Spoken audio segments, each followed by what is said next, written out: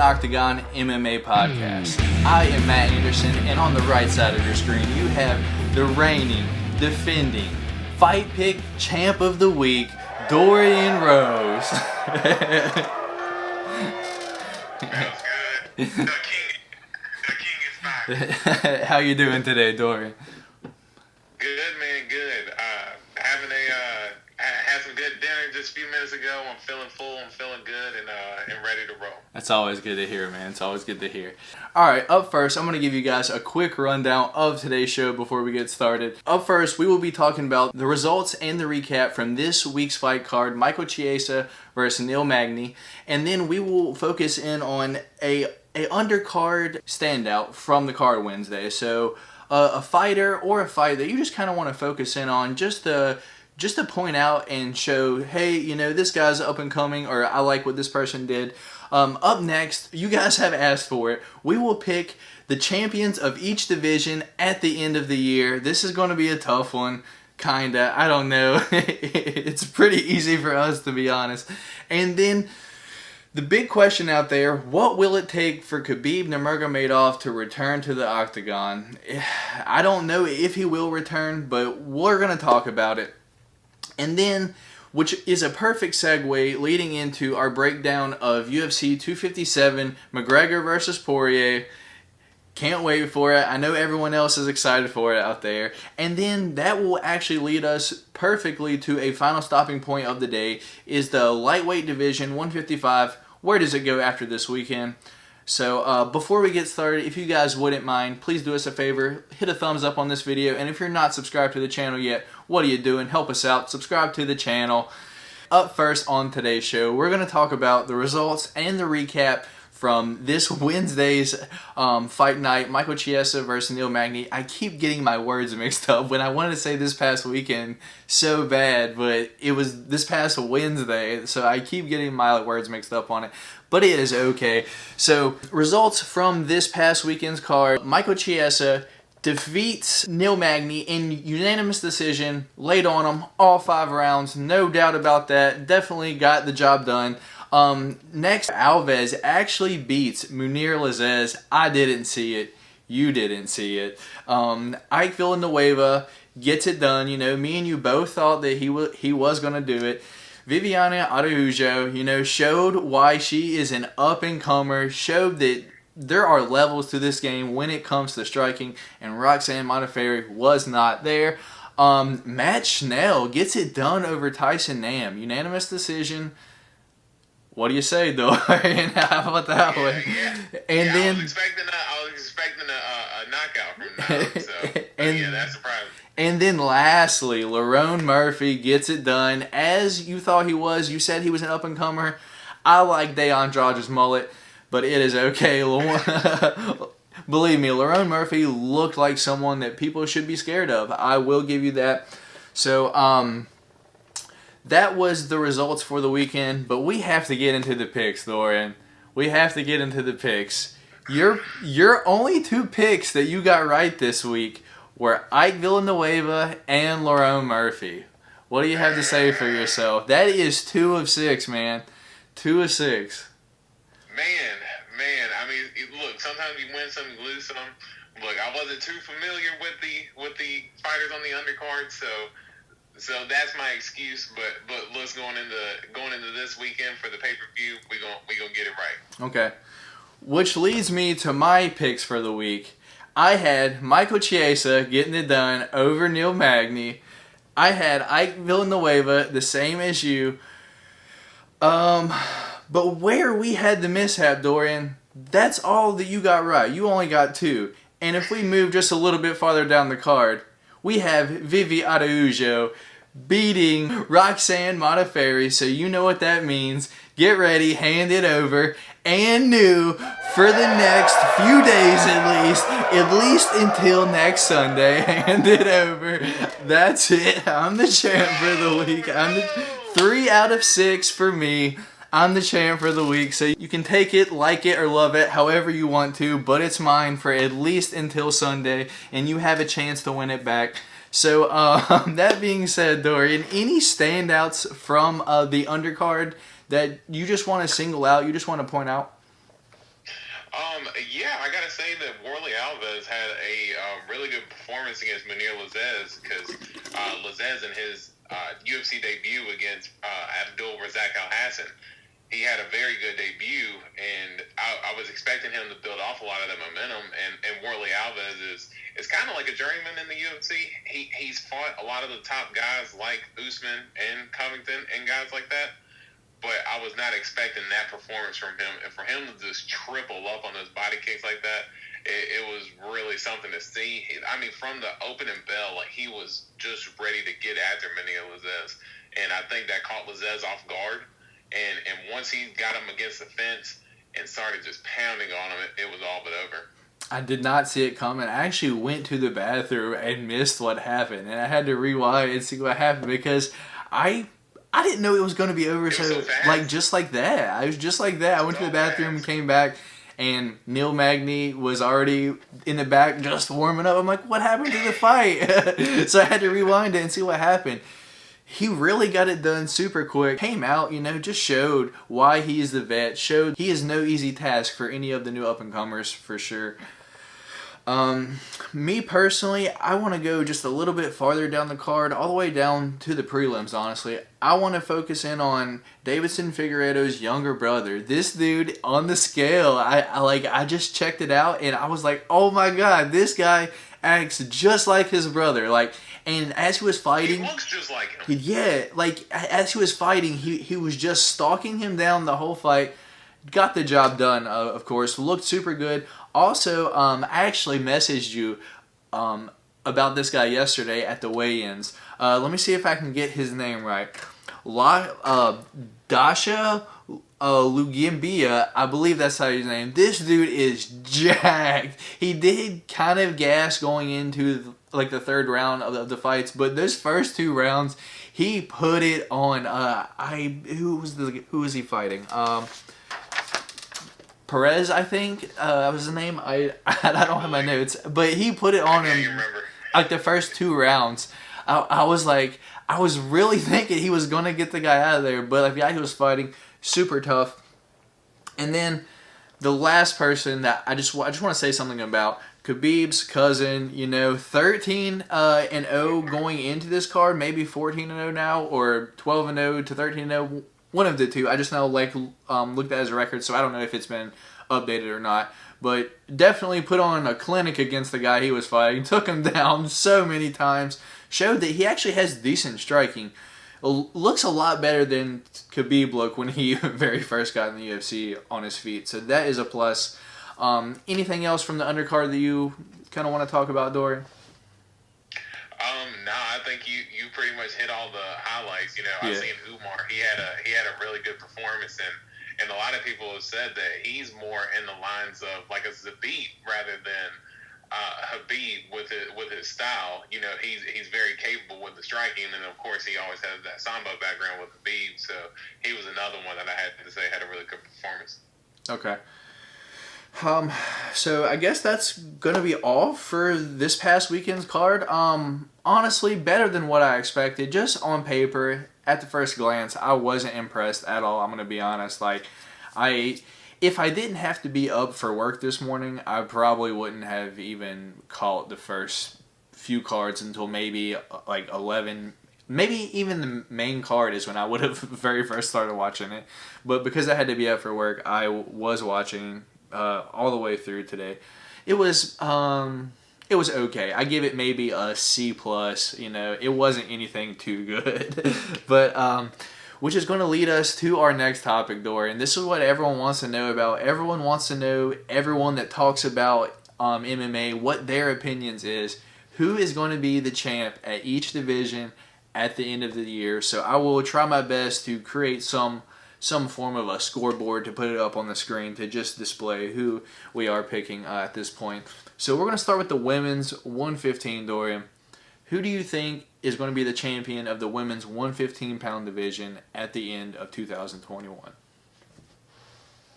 Now, and this does depend on a lot of politics, too, because I know that similar to what Robert Whittaker is going through with Dana right now, getting a title shot at 185 because Dana is misconstruing his words. similar with this person, but I think as long as this person can get the shot, I think Rose Namajunas is going to be the champ at the end of the year. Against that fight against Andrade was a really good fight. It was a barn burner, and Rose showed that she was the better fighter overall.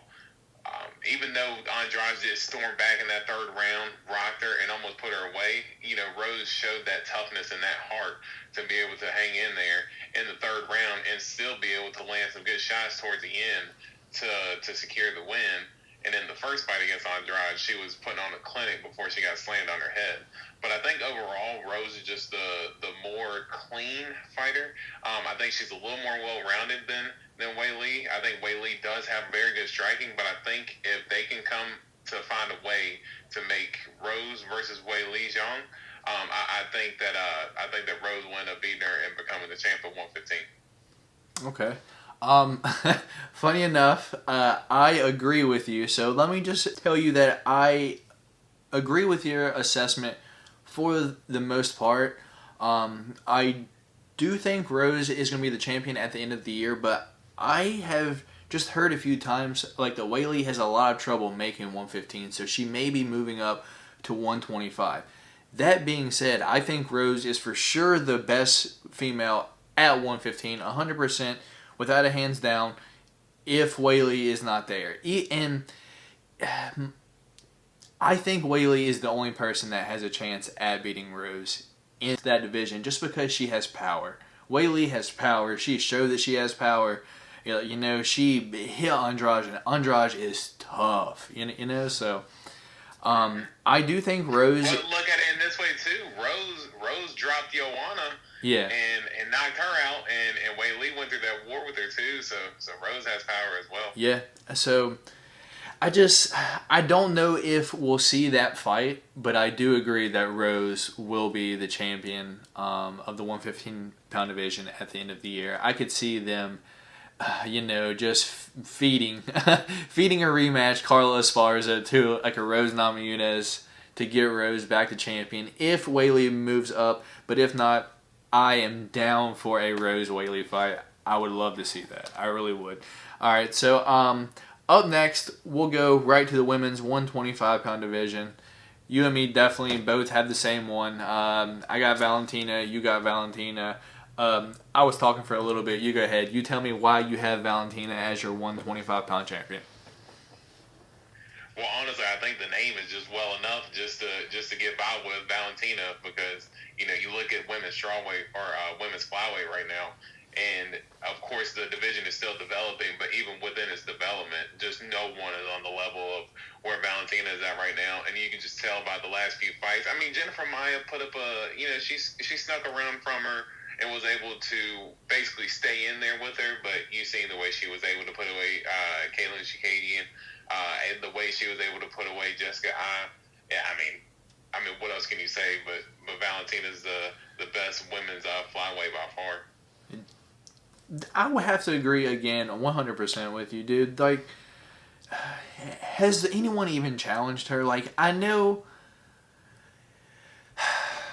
yes, Jennifer Maia won a round, but did she, or did she do anything to show that she won a round?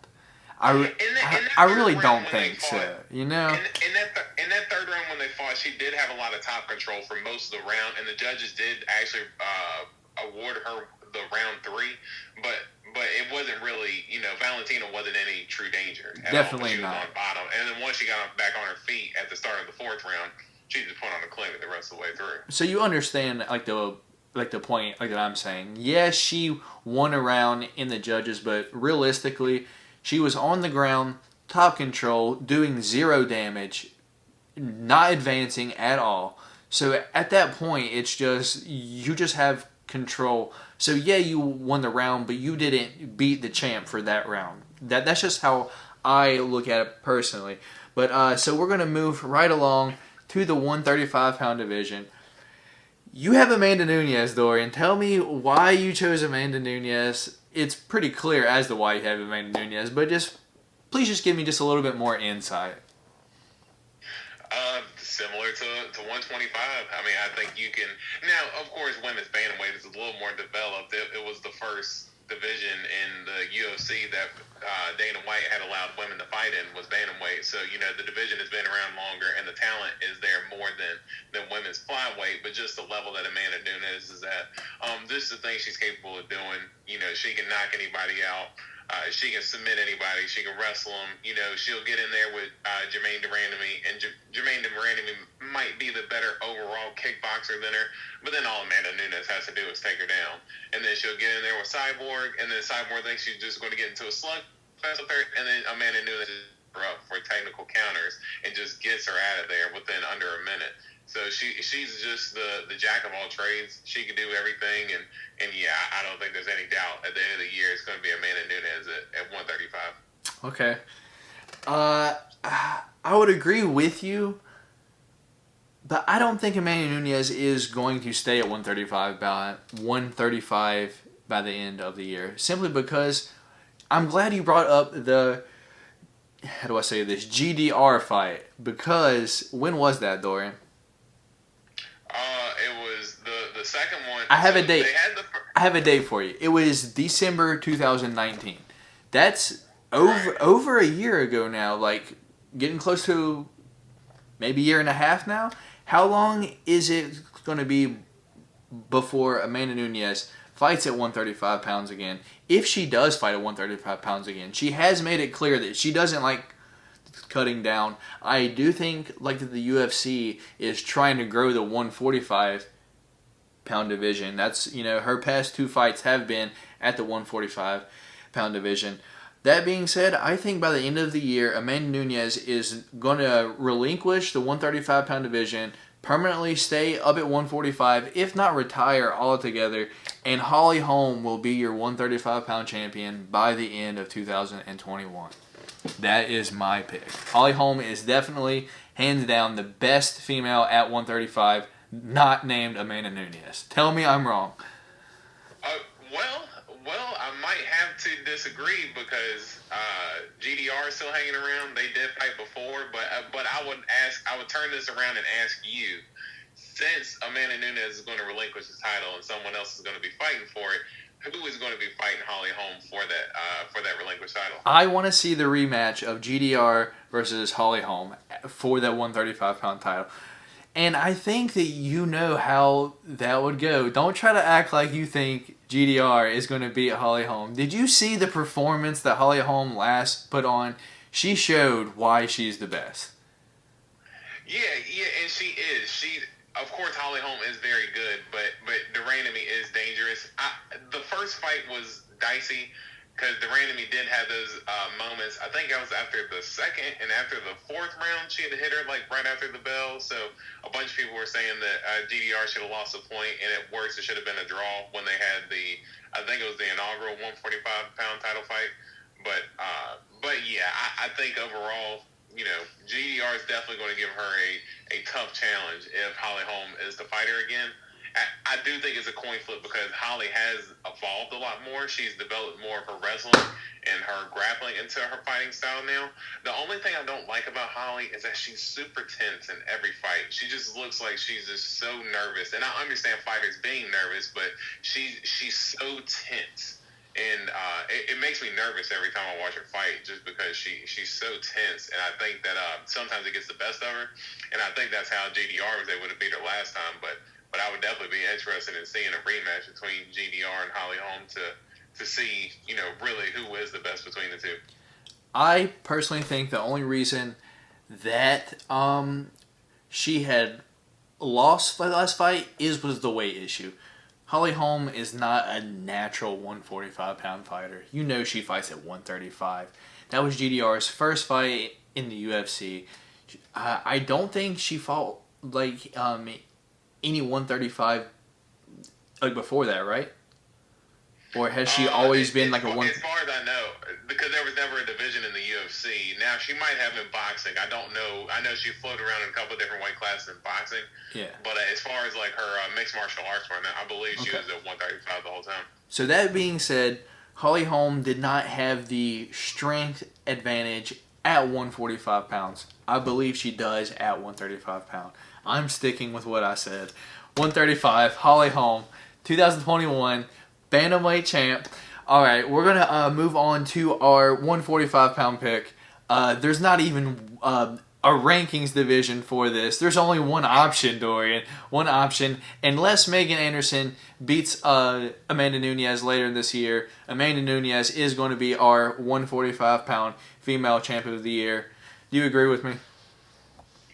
Yeah, absolutely. I mean, it's similar to how I felt about 135. It's the same with 145, and there's no true division there at all outside of Felicia Spencer and Megan Anderson. So, yeah, I'd have to agree with you there. Okay.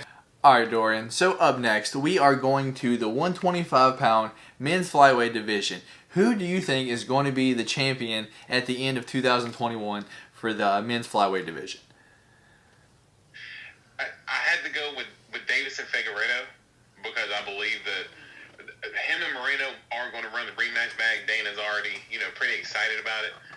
But I still think the only reason why that fight even came to a draw was because that Figueiredo had the low blow that ended up losing him the point to make it a draw. Now, I think Moreno won 2 rounds clean, and I thought Figueiredo won 3 rounds clean. And so if this was under normal circumstances, there wouldn't even be any need for a rematch. So I think Figueiredo is the overall better fighter. They're talking about the fight possibly in about April or May or so. I know Figueiredo fought 4 times last year, so I don't expect him to have that same turnaround this year. Maybe the Moreno rematch and maybe one more fight. But out of all the fighters at flyweight, you got to say Figueiredo is the most dangerous out of all of them, and that's why I'm going with Figueiredo. Okay. Definitely a solid pick. That's my number 2 pick if the number 3 ranked flyweight in the world is not on this list. Askar Askarov, this dude's wrestling is undeniable. Will take someone down 30 times in a fight. And Davidson, everyone says that he didn't get tired in the last fight, but I don't know whose eyes they were looking through. That man in round 4 and 5 was just winging one punch at a time for the last 2 rounds, and apparently no one else saw that. Everyone's like, he's not even tired. That man was tired, and if this dude is taking him down over and over, I actually would really like to see that fight, Askar Askarov versus Davison Figueiredo. I believe Askar Askarov can beat him over the course of 5 rounds, hands down, with just the amount of takedowns that this dude is willing to throw at this guy. Well, I think to your point, when Figueiredo was getting tired in the last fight, he did get tired in the 4th round, kind of took that round off, but then came back in the 5th round, and especially at the end of the fight, was putting a lot of power in his shots and trying to get Moreno out of there.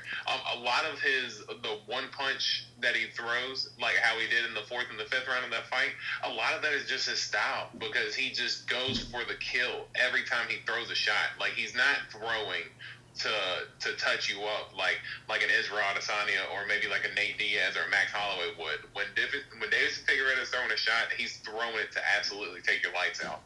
And I think when a lot of the flyweights get in there with him, his speed matched with his power. I mean, it's hard to keep up with. I mean, Moreno displayed a hell of a chin, but he was still, every single time he was getting hit, his head was just snapping back every single time, and you just tell the difference in the power between the two, and that's why I think Figueiredo is the best. But Askar Askarov is a great fighter as well. I honestly can't wait for that fight, and at the same time, I just have to throw just a little bit of curveball in this show because we both just can't pick all the champions. I had to throw that one at you, and I do believe he has a great chance at beating Davison Figueiredo. Davison Figueiredo definitely has power. He has shown why he's the champion. I am honestly excited to see him versus Moreno on a full camp because, like, remember, both those guys were on 2 weeks' notice. Neither one of them had a full camp to actually train for each other. So I'm excited to see what those guys look like in a fight. Actually, after having a full camp training for each other. But I still do believe that Askar Askarov at the end of 2021 will be your men's flyweight champ. Moving right along, 135 pounds, Dorian. Who is going to be your bantamweight champ of the year for the men's division? Surprise, surprise, the king is back. I think TJ Dillashaw is going to be the champ at the end of 2021 because I believe that he's going to come in. I think that he's going to get one of the top-ranked bantamweights coming out. I don't think that the UFC is going to give him a title shot right away. I would like for him to get a title shot right away just because I think the intrigue and having him come back and off of a PED suspension, while it might sound absurd, kind of adds more to the hype of the fight because you want to see how TJ comes back against championship level competition. But I think that they're probably going to end up giving him someone like a Frankie Edgar, Jose Aldo, just to get his feet wet, get back into the division. And then if he can pull off a win against them, I believe that he is overall the better striker than Petr Yan. Now, Petr Yan is an absolute killer. And he's put on some good performances in the UFC. I just think overall, as far as the championship level, TJ's fought a little bit more of the tougher guys. And even if Aljamain Sterling wins as well, I believe TJ's wrestling defense is good enough. He's a more balanced fighter than what Aljamain Sterling is. And I think that at the end of the year, if TJ Dillashaw is given the opportunity, he will become the champ at 135. Okay. Who do you have TJ Dillashaw winning the belt over? You have Aljamain Sterling or do you have Petr Yan? It's early, so it's tough to tell, man. I would feel a little bit more comfortable if the fight was, if the fight was this week. We still got about a month or two before that fight happens, but early thoughts on it, I would say Aljamain Sterling. I think that Aljamain can outcondition him, and then I think that Aljamain runs it against TJ, and I think TJ is a more balanced fighter. Okay, which leads me to my bantamweight 135-pound men's champion at the end of 2021. I'm going Aljamain Sterling. I have to say Aljamain Sterling is the best contender in the 135-pound division. TJ Dillashaw, after his PED suspension, we just don't know where he's at. He might come back and look like Renan Barão against TJ Dillashaw, with him being Renan Barão and TJ Dillashaw being his next opponent. You never know. He just might come out and get slept. No one knows where TJ Dillashaw is going to be at. I'm just hating on him because I know Dorian is. But we don't know where TJ is at, honestly. And that being said, I think Aljamain Sterling gets it done over Yan, and Aljamain Sterling is your champ at the end of 2021, Dorian. Yeah, and it's not a bad pick. So, I think that Aljo, like I said, early thoughts on the fight, I think Aljo will be able to beat Petr Yan. But I think a matchup with him and TJ Dillashaw, that's a matchup that I'm definitely interested in seeing. Okay. We're going to move right along. 145. This is where things start to get a little, just a little rocky. Like, what's going on? A little dicey. What's going on? 145-pound featherweight. Who is going to be the featherweight champion of the year at the end of 2021, Dorian? Who do you have? Man, it might sound crazy, but I'm going with Max Holloway. I think Max Holloway is actually going to be the champ at the end of the year because also early thoughts, I think Brian Ortega might be capable enough to beat Alexander Volkanovski because I believe styles make fights. And I think with Max's last performance against Calvin Kattar, I don't know how you can doubt him the title shot at this point. Even if Alexander Volkanovski was to win, I believe if Alexander Volkanovski is to beat Brian Ortega, that Max won the second fight, and I believe that he will have enough skills to win the third fight. And I believe that if Brian Ortega is to win against Alexander Volkanovski, that they're going to bypass the rematch with Volkanovski and go with the rematch against Max Holloway instead. And I think that's a little bit of redemption that Brian Ortega would end up winning. And I think that either way, Max Holloway is the better fighter than both of them. Even though Alexander Volkanovski has beaten him twice, I still think Max is the better fighter overall. And I think at the end of the year, Max Holloway is going to be the champ at 145 again. I couldn't have said it better myself. I also have Max Holloway. I do think Brian Ortega has the skills to get it done over Volkanovski, but after the performance that Max just put on, how can you deny the guy? I do think they are going to try to make that matchup again, and it is going to be an interesting fight. But I can't deny Max at this point. I do believe Max is going to be your 145-pound champ at the end of the year. I believe he has the tools to get it done over Ortega again. He just hasn't shown... Ortega has only had one fight since his loss to Max. He did look different, but I don't know if he showed the tools that can beat the Max that we just saw last weekend. So that is why I'm saying Max is going to be your featherweight champion of the year at the end of 2021, Dorian. We're going to move on to the 155-pound division, the premier division of the UFC. Who do you have as your champion at the end of 2021 for your lightweight champion? And this was the one that I actually had the most trouble with because there's so much going up in the air with Khabib's retirement. Oh, no, he's not going to retire. Someone's got to impress him. My early thoughts, I think that Khabib is done. He sounds like he doesn't want to fight anymore, so I don't know why they're trying to continually force him to fight if he really doesn't want to. It's going to show my hand in who I think is going to win this weekend, but I think at the end of the year, I believe that Dustin Porier is going to be the 155-pound champion in the UFC. I actually think he gets it done this weekend against Conor, and I believe that that will propel him to a title shot against whether it be Michael Chandler or I don't think that they'll put Dan Hooker back in there in a rematch against him if Dan Hooker's to pull off the win this weekend, but you could possibly put Michael Chandler against him for the title. You could run a Gaethje rematch back, and of course no one's going to turn that fight down because that first fight was an absolute barn burner, and I would love to see them run it back for a second time because it actually looked like Gaethje was starting to get the better of Poirier in the third round before Dustin was able to get him out of there in the fourth.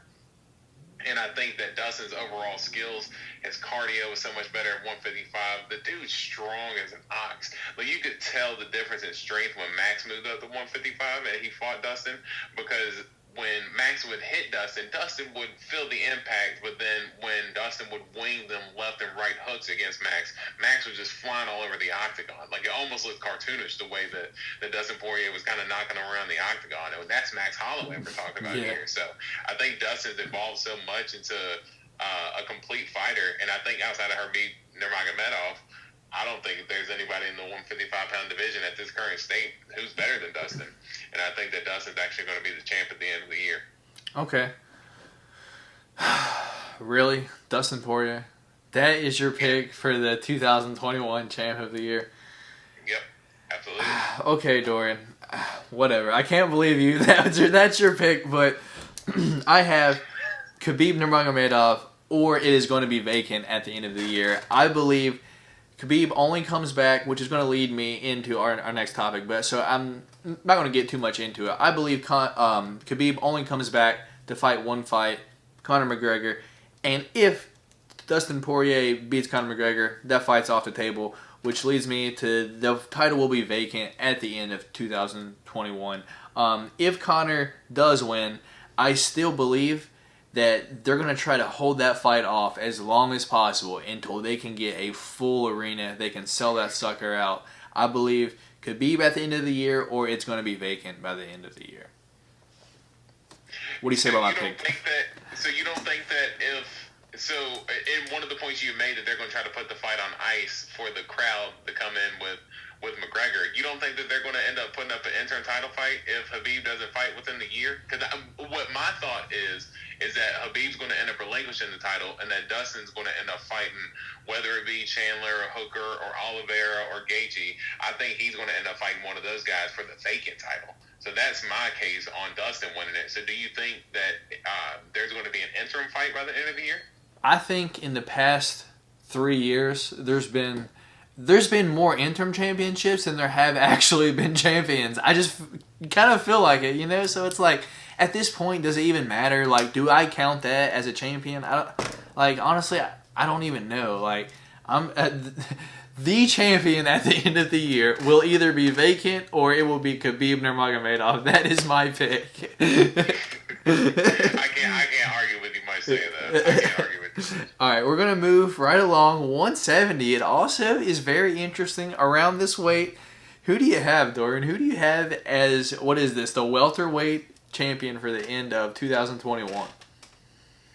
Yeah, and this is also the other one, because I would say out of the divisions in the UFC, of course, the 155-pound division is the best lightweight division. And I would have to say the second best is welterweight. So I was going back and forth on this a little bit. But I think overall, especially at the pace that this guy fights, I think Usman's going to end up being the champ. He's kind of almost gotten to the point where he's only fighting about once or twice a year.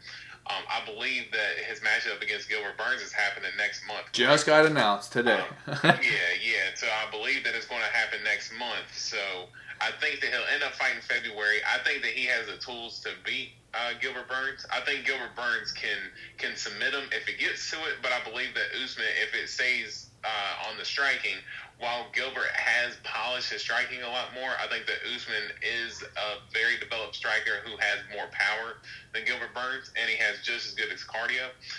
And I think that if Usman, the welterweight division is so up in the air right now with, the next contender up, because you have Masvidal and Covington, so we don't know when they're going to fight, and then Leon Edwards and Hamzat, we don't know when they're going to fight. We just had Michael Chiesa and Neil Magny fight, but I don't think Chiesa is going to get any title shot anytime soon. So I think the division is going to have to work itself out throughout the year, and I don't think they're going to get more than one title fight in this year. And I think that with that being said, Usman's going to be the champ at the end of the year. Okay. I will have to agree with you, and you know why. You have my guy not even ranked in the top 10 still, but I do believe he is going to be the champion by the end of 2021. Khamzat Chimaev is my pick. I believe Gilbert Burns is 100% going to beat Kamaru Usman. We'll talk about that more when the fight comes. There is a reason why the champion left the gym and not the contender. I'm just going to say that right now. There has to be something right there. Like, someone found out that they realized they didn't have the tools to beat said guy, and they needed to go elsewhere to get those tools. I'm just going to lay that out on the table. 100% the contender should have left if he wasn't that guy. That means Gilbert Burns is that guy in the gym. He knows that he can be... I bet they train and Gilbert Burns gets the best of him 80% of the time. It's just weird that the champion leaves. But anyway, that being said, I don't care who Khamzat Chimaev fights. I believe this dude is getting it done. This dude is massive for 170. He's a big 185 pound. To think that he makes 170 is crazy. So that being said, Khamzat Chimaev, the UFC's new toy, as everyone likes to say, I believe he will be the champion at the end of 2021 of your welterweight division. What do you say, Dorian? Yeah, that's definitely an interesting pick. I'm more interested in your Burns and Usman take there, but we can discuss a little bit more of that once the fight gets a little bit closer. But Khamzat definitely has a lot of hype behind him, and I'm definitely one. I remember his first fight against John Phillips, and I messaged you and said, dude, have you seen this dude fight? So I'm definitely on the Khamzat train too. I just think with the division being so stagnant right now, fights getting delayed or rescheduled and things like that, I think it's taken forever to kind of get that next contender after Gilbert Burns, and I think the division is going to have to work itself out. And I think that's why Usman ends up being the champ, but Khamzat definitely has a claim to make that he's going to have a chance. Okay, so not a bad discussion on that topic. I just believe Khamzat is just that dude, man. I don't know what it is to say. I just believe he's going to get it done. Should we cover 85 and 205 at the same time? Like, do you have the same one for both? Yeah. I got the same one for both. We both got Izzy. Let me know. Everyone knows why he's going to be the champ at 185. Just because who else is there? Is he even going to fight this year at 185? And if so, who's it going to be against? Doesn't matter. He's going to wax him. 205, his next fight against Jan. So we both have Izzy for 85, and that's because there's no contender. So tell me why you think he is going to be the champ at 205. I think he's going to be able to get the job done against Jan. I know it's early as well, But I think with the speed advantage there against Jan, now Jan is going to have, of course, the trademark Polish power. So he's going to be able to land that one shot on Izzy possibly and put him out, because although Izzy is undefeated in his mixed martial arts career, he's been knocked out before in kickboxing as well. So it's not like he hasn't lost a fight before and he hasn't been knocked out. No, he's smart enough of a guy to stay out of that danger. He's not going to put himself in that line of fire for no reason. He's a smart enough fighter to where he knows that he's the more technical and skilled fighter than Jan. And I think that over 5 rounds, he's going to be able to get it done. And then after that, I think similar to 170, I think with 205, I think the division is just so log jammed. Just because, there's no certainty with the next contender right now. I mean, you have Glover Teixeira, and I think he could possibly fight, but is that going to be a fight that Izzy's going to get really, juiced up for? Yeah. John Jones is moving up to heavyweight, and it's official. Dana's already said that he's going to fight the winner between Francis and Stipe, so I don't see John Jones coming back down to 205 to fight a title that he just vacated. So I think at the end of the year, Izzy's going to be the champ at light heavyweight. Same for me. I have Izzy. As you said, who's a contender at 205? And think about that contender fighting the second best fighter in the UFC right now. Because that's what's going to happen. Izzy is the best fighter in the... The Izzy is the best... Like Glover and Alexander Rakic, but, I mean, any of those guys kind of really excite you to... No. Izzy? Do you see either of those people beating Izzy? No. Izzy is the best fighter in the UFC, not named John Jones right now. So he's going to be the champ at 205. We can talk about this next topic. I have enough time left on my camera, so we will talk about heavyweight next, Dorian. Who is going to be your heavyweight champion at the end of 2021? I gotta go with my man Francis Ngannou, man. I think he's going to be able to get the job done against Stipe. Stipe is the more technical fighter. He's a better wrestler. He's the more crisp boxer. I would say, he throws more straight punches. He's kind of more to the point. Francis, while he can throw good jabs and things like that, he's more trying to take your head off. But I believe that Francis is actually going to be able to. Early thoughts on the fight as well. So time to rethink when fight week comes. But early thoughts on that, I think that Francis is going to be able to get the job done against Stipe. I think Stipe might actually consider retirement because he's kind of been there and done that now at this point. So I don't think there's going to be any need for a trilogy there. And I think that John Jones is going to end up fighting the winner of that fight. And if Francis ends up fighting him, I just think that's going to be more power than John has ever been used to seeing. He's going to try to wrestle Francis, of course, but I think that Francis, he hasn't even been able to show the new wrinkles that he's developed in his game with his cardio and his jiu-jitsu work. Because nobody can stay in there with him. So, and while I commend John Jones for wanting to challenge Francis, I think that at the end of the year, it almost feels like Francis is the uncrowned champ anyway. So why not at the end of the year just have the belt on him? He's going to be the champ at the end of 21. Okay. I'm going to say I agree with you. I do believe that Francis Ngannou will be the heavyweight champ at the end of 2021, but it's not from beating John Jones and retaining the title. It's because he hasn't fought John Jones yet. I believe that Francis Ngannou gets it done over Stipe. I don't know what Stipe is made of to take those shots that he absorbed from Francis last time. But I don't think that he can do it again, I'm going to be honest. I just don't think he can do it. Those are massive shots. Francis is getting better every single time we see him. And I believe that he does get it done over Stipe. And so that being said, Francis is your champion at this point. So then I don't think the John versus Francis fight will be made this year. I just think there's, as much as I hate to say this, UFC is kind of turning into boxing, but not because promoters not liking each other. It's because fighters complaining about not getting paid enough or not wanting certain fights. I don't even think that fight happens this year, Dorian. If John Jones fights, I believe he'll fight someone else not for the championship this year. I don't think that he fights for the heavyweight championship this year. Wow, so you don't think John Jones actually fights for the title? Not this year. I don't.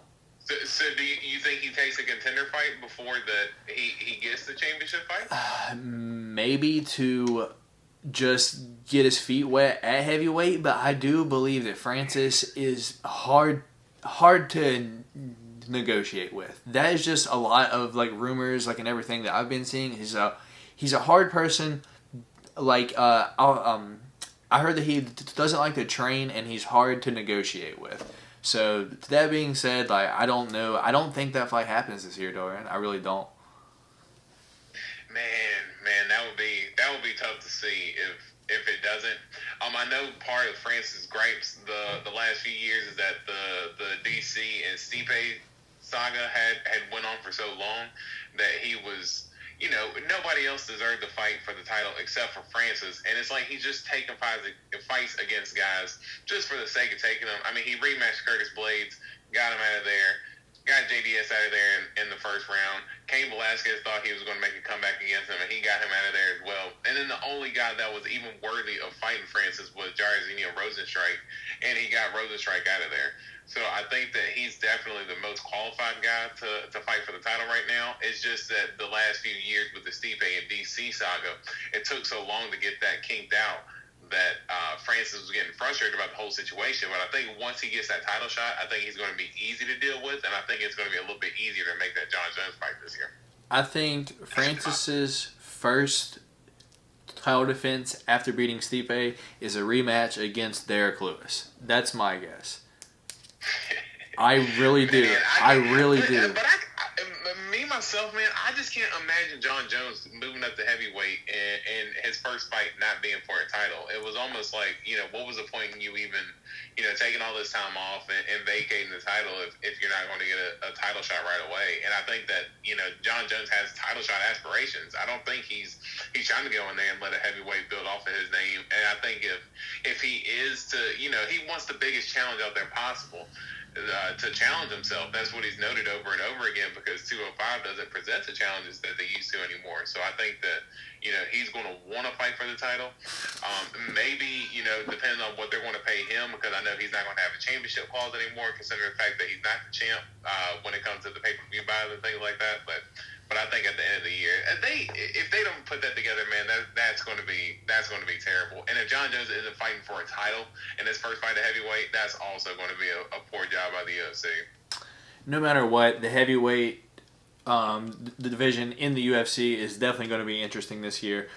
But we are going to move right along. All right, so up next, we are going to be talking about Khabib Nurmagomedov. What is it going to take to get him out of retirement? Is he going to return?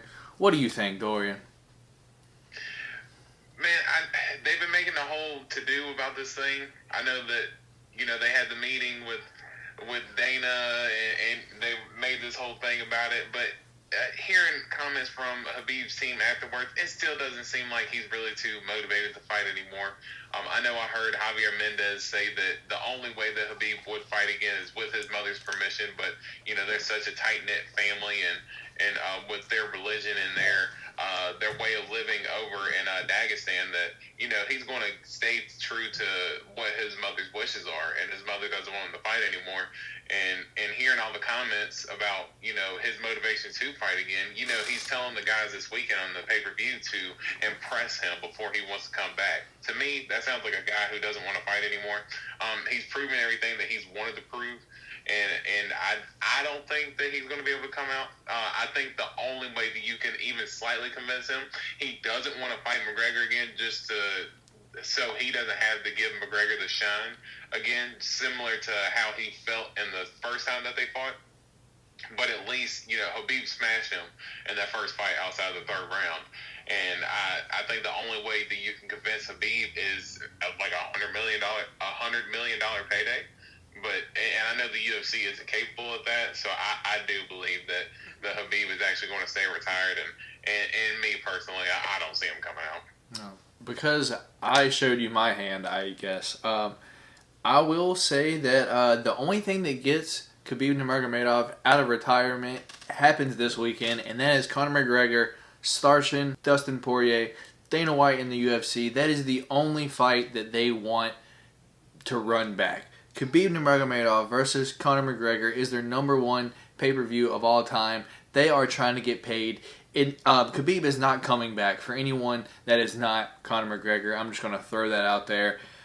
So if Conor McGregor does not win this weekend or does not impress Khabib, by that I believe first round KO, and that's that. Unless that happens, I don't see the fight happening.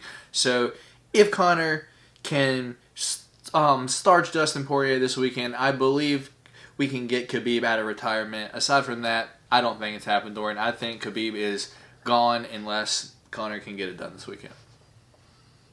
I think similar to the same, and I think the only way that Khabib would get that big payday is due to a Conor win because he generates the most pay-per-view buys and things like that coming in. But I think other than that, I mean, there's really no motivation there. It seems like for Khabib to want to come back, and he's already done everything that he's wanted to do, and his mother doesn't want him to, so no real reason to come back if he doesn't have anything to be motivated for.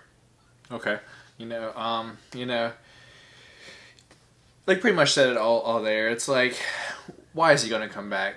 Just to beat guys that he's already beat. The only one that I just think that everyone, at some point, he's just going to give in to the pressure. Everyone wants to see me smash this guy again. Here I go.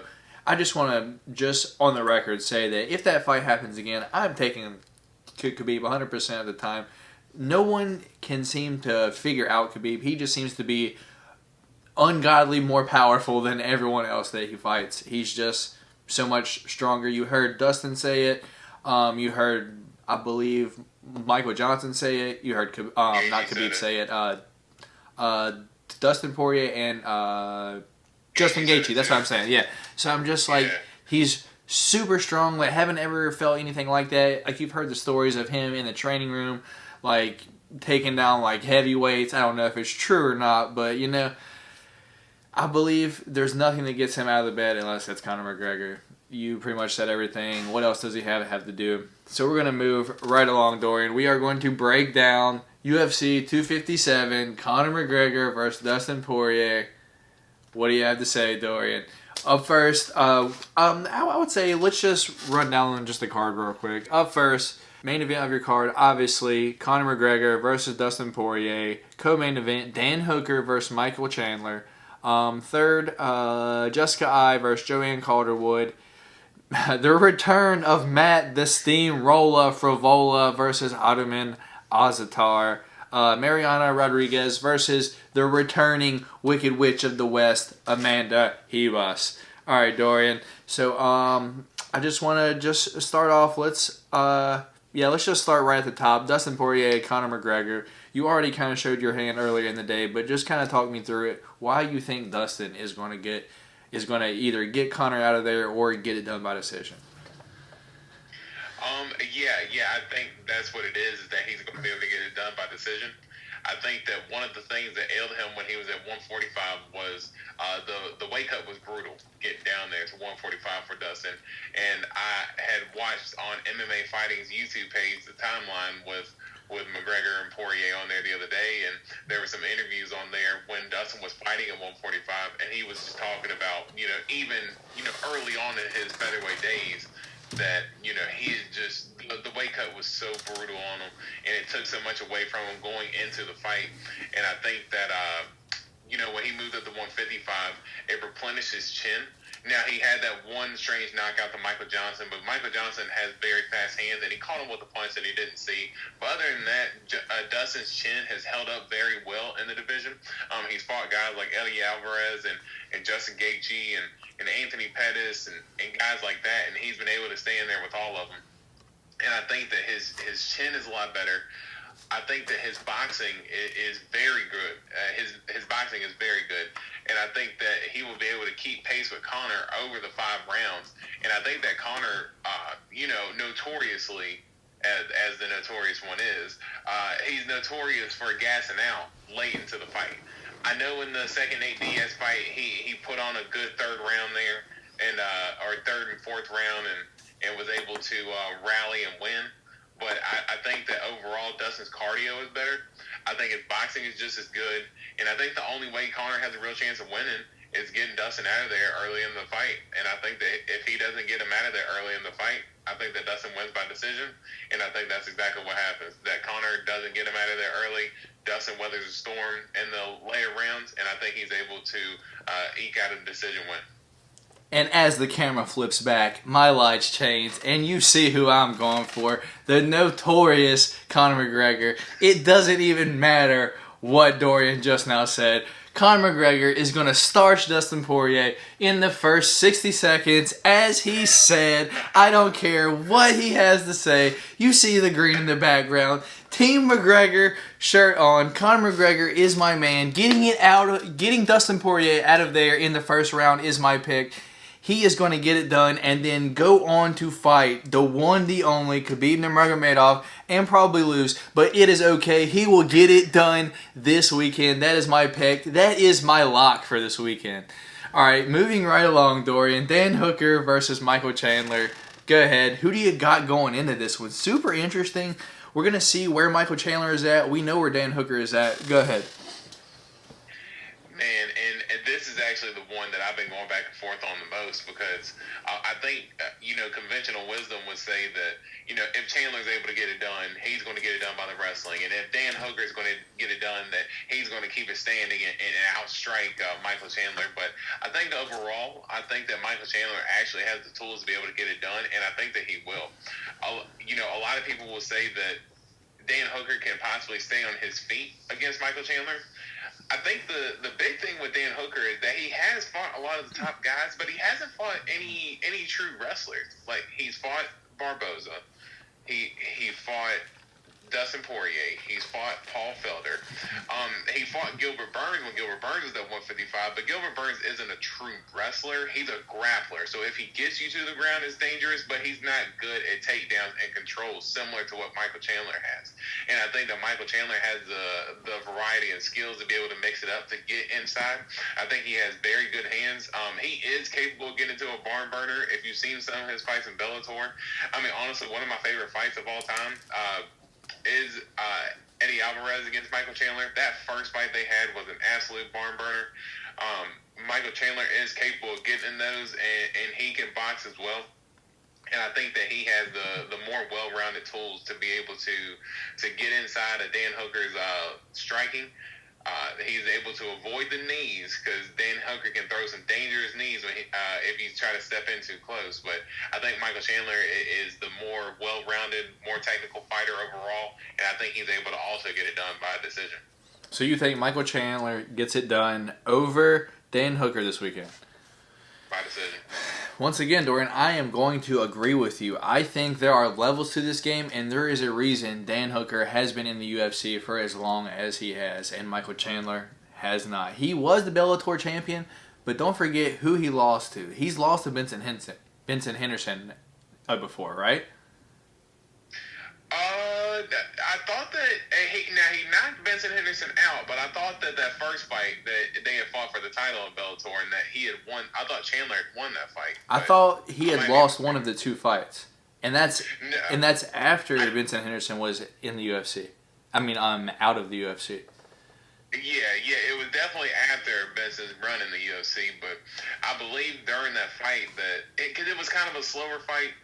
From what I remember, I believe it was for the title, and I'm pretty sure that Chandler eked him out in a decision. It was a little bit of a boring fight, and then the second fight, he put it on Benson Henderson and was able to get him out of there for sure. So let's see if we can get it up here real quick just to make sure. And that was after Benson's run in the UFC as well. So I think he had just came off the loss. Oh yeah. Okay. So excuse me, I am incorrect. He did lose both fights to Michael Chandler.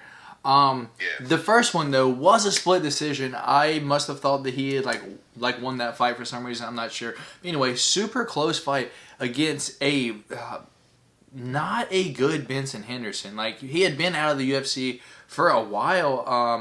At that point, that was his third Bellator fight after being out of the UFC. So by no means was he on the up and up. Was he still one of the elite guys, and fought to split decision with Michael Chandler. So that being said, I have to go with Dan Hooker this weekend. Dan Hooker is proven, went 5 hard rounds with Dustin Poirier. You know he's tough, and we just don't know where Michael Chandler is at, if he is at that UFC level or not. We've yet to see it, but we're going to find out this weekend, Dory. Yeah, it's definitely going to be interesting, and I do think Dan Hooker has the tools to be able to get it done. I think one of the things that he's very sneaky with is throwing the knees up. I mean, out of nowhere. It's not telegraphed at all. He just throws the knee up, and he can catch you with it. So if Chandler's not careful when he's going in to possibly shoot for a double leg or something like that, that he's going to have to be very weary of those knees overall. But I kind of agree with the first part of your analysis that Dan Hooker, he's been in the UFC for a long time, and his teammates Alexander Volkanovski and Israel Adesanya hadn't been in the UFC as long as he has, and those guys have been able to become champions before he has. I think that while Dan Hooker is a good fighter, I think that speaks to his top tier level that he can get to, and I do think he's one of the top fighters in the lightweight division. I do think that Chandler has more well-rounded tools to be able to edge him out, though. Either way, it's going to be a good fight. I'm going to be excited to see it. It's a good judge to see where Michael Chandler is at. I'm going to be honest, I've only saw maybe 5 Michael Chandler fights, not that many, not on my top of the line radar to watch his fights, but I'm interested to see how he can do in the UFC. So we're going to move right along. Jessica Eye versus a fan favorite, the soft-spoken JoJo Calderwood. Dorian, who do you got here, man? This is a women's flyweight fight, so 125. Yeah, and JoJo Calderwood, I love hearing her interviews. Just the soft spokenness in her, and to bring the ferocity that she brings fight night. I think that Jessica Eye can actually get this fight to the ground and is able to edge it out if JoJo's not careful. But I think I'm going to go more in my heart than my head in this one, and I'm going to go with Joanne Calderwood. I'm going to agree with you there as well. I'm taking JoJo. JoJo is one of my favorite. I always root for her. As you said, super soft-spoken. You just want, she's just someone that you just want to see do well. You don't want to see her beat up. But at the same time, she's so ferocious. She has a shaved head on the side and will come out and will knock your lights out. Definitely a great striker. I'm excited to see how this goes. But as you said, if I can get this to the ground, who knows where this is going to go. She used to fight at 135. She is a bigger girl, seasoned vet, knows what she's doing on the ground. Like I said, this is going to be an interesting fight, but I am going with JoJo. I think she has the tools, just to get it done. Yeah, I'm going JoJo. So up next, the return of Matt, the Steamroller Frevola versus Ottoman Azar. I know I've watched Matt Frevola fight multiple times. Ottoman Azar, I have never seen fight, or at least right off the top of my head, I just can't think. What about you, Dorian?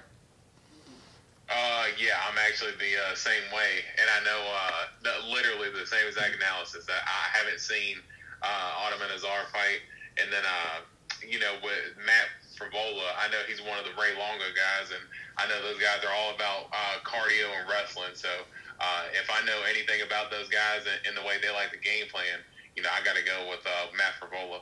I will. Okay, cool. I will definitely be putting money on this fight that it goes over whatever it says, because I just don't see Matt Frevola getting the finish, and I feel like if Ottoman Azar was a person that the UFC was trying to push at this point, he wouldn't be fighting Matt Frevola. He would be fighting kind of a bigger name or something like that.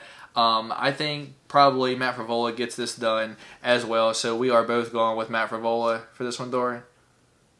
Yeah, all right. Matt Frevola. Both going for the Steamroller, Matt Frevola. So, up next... That's kind of a badass nickname, though. I can't I just love saying it. So, to the fight that kicks off the main card, Marina Rodriguez versus the returning Amanda Ribas. Super energetic, super exciting. I find her kind of irritating. You like her. Give me your thoughts on Amanda Ribas and how you think she will do in this weekend's main card opener against Marina Rodriguez. Yeah, I think that, Amanda Ribas, she has been on a train similar to the Hamzat train. I think she's getting a lot of surges in the 115 division. I think they served up Paige Van Zandt on a platter for her in that fight last year that they had against one another. They had the fight at flyweight, and then Hebos moved back down to strawweight, so it was obvious that they were trying to get a name on Amanda Hebos' resume. At the size of Paige Van Zandt's name, to get UFC fans more familiar with her, because she's a dog. She has very good takedowns, very good control. She goes for a lot of submissions. She goes for a lot of ground and pound. She's constantly going for it, no matter what position that she's in, whether she's on the feet. She's throwing spinning back kicks, trying to, get you out of there. She's throwing heavy punches. She's going for submissions. She's very ferocious, and I love the energy that she brings to the fight. She just looks like she's ready to go just from the jump. I love her energy and everything that she brings, and I think she's going to be able to get it done. Let's go first round submission. Okay, so Dorian going Amanda Hebos. Me personally, this is a tough one for me, because I do know that the UFC is trying to push Amanda Hebos. They like this girl. They want to see her rise through the rankings. But at the same time, the girl they matched her up with, Marina Rodriguez, I'm just looking at just their stats put together right now. 12-1 against Amanda Hebos is 10-1. So both girls on a streak. Marina Rodriguez lost her last fight, so this is her first fight off of losing her first fight. So we're gonna see where she goes. She is the clearly bigger girl, 5'6" against 5'3" for Hebos. And what just stands out to me is the amount of strikes that Marina Rodriguez throws. Lands per minute. 5.82 strikes landed per minute. So imagine getting hit in the face 6 times every minute. So that being said, I'm going to throw a curveball. Everyone is rooting for Amanda Hebos. She's a huge favorite. I am going Marina Rodriguez to throw a curveball in there. I think she gets the upset done. She is going to upset the UFC's new flyweight women's favorite. I'm going Marina Rodriguez by knockout in probably... You know what? Nah, I'm not going knockout. By decision. Marina Rodriguez by decision. Marina Rodriguez by decision. That was really surprising. But I'm just looking at her striking stats right now, dude, and she's got pretty decent striking stats. I can't say I remember her fighting. I've probably seen one or two, but just looking at the stats, she looks like she has the tools to get it done. So I'm just going to pick her just to add a little curveball to the game. We can't both pick all the same people, because one of us have to be the champion on Sunday when we film this next episode. So I'm going Rodriguez. You're going Hebos. Okay. All right. So that is all the main card picks. Let me get our next topic up here. So after this weekend, Dorian, there's 4 fighters. 2 fights on this main card is kind of going to determine where this division is going. So let's just take this for a second. Take Khabib and pretend that he has already retired. We have these 4 guys. We have no championship. And at the end of this weekend, we're still going to have no championship. But if we have no Khabib, I do believe that we will have a championship fight within the next few months, if not by the end of the year. So where do you see this division going after this weekend? It's going to be really interesting to see how this weekend pans out with everything. I do believe that Khabib is going to end up vacating the title. I do believe that he has nothing else to fight for. And, of course, as I stated earlier, I do believe that Dustin Porier is going to end up defeating Conor McGregor. So I think with that, that's going to get him in the title contention. We also have what's rumored for Justin Gaethje and Charles Oliveira in the works as well. So it's going to be interesting to see who's able to win that fight.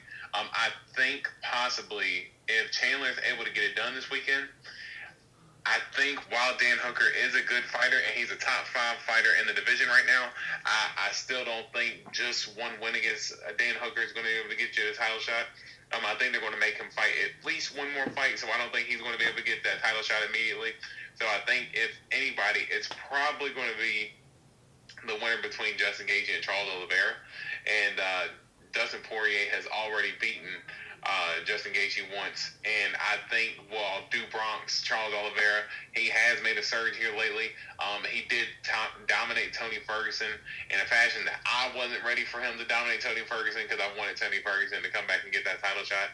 But I believe that either one of those winners between Charles Oliveira and Justin Gaethje will fight Dustin Poirier. And I would love to see that vacant lightweight title fight happen. Okay.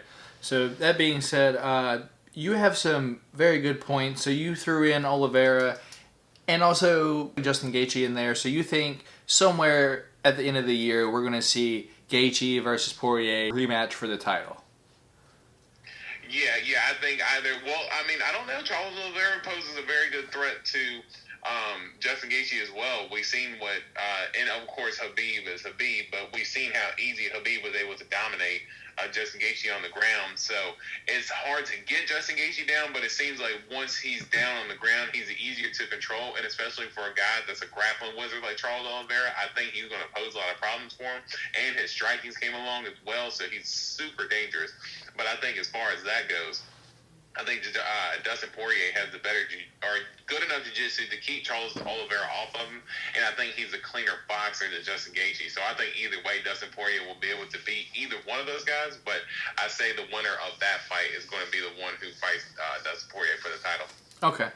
So as we're getting close to an hour and a half here, I just want to make just some final last points on this topic. My opinions, my thoughts. As much as I do like Conor McGregor, I do think that he is bad for the division, because as soon as he gets the belt, he's not worried about fighting any other contenders in that division. He's just going to look forward to Manny Pacquiao, look forward to Nate Diaz, to George Masvidal, to fights outside of the division. We all know that he's not someone that defends his belt. He's never defended like a UFC belt. I don't even know if he defended was it like the Cage Warriors belt? I'm not sure if he defended either of those.